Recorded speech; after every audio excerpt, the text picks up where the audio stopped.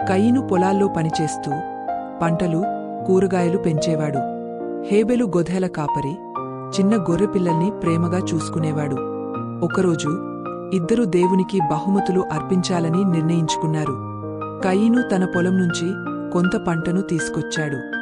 హేబెలు తన గొర్రెలలో ఉత్తమమైన ఆరోగ్యంగా ఉన్న చిన్న గొర్రెపిల్లను తీసుకొచ్చాడు.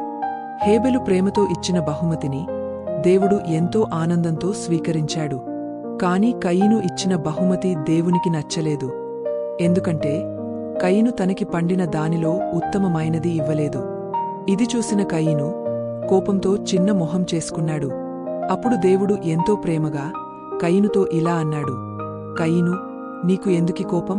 నీవు సరిగా ప్రవర్తిస్తే నేను నిన్ను ఆశీర్వదిస్తాను. జాగ్రత్తగా ఉండు. చెడ్డ ఆలోచనలు అడవిలో దాక్కున్న జంతువులా ఎదురుచూస్తుంటాయి. నీవు వాటికి దూరంగా ఉండడం నేర్చుకోవాలి.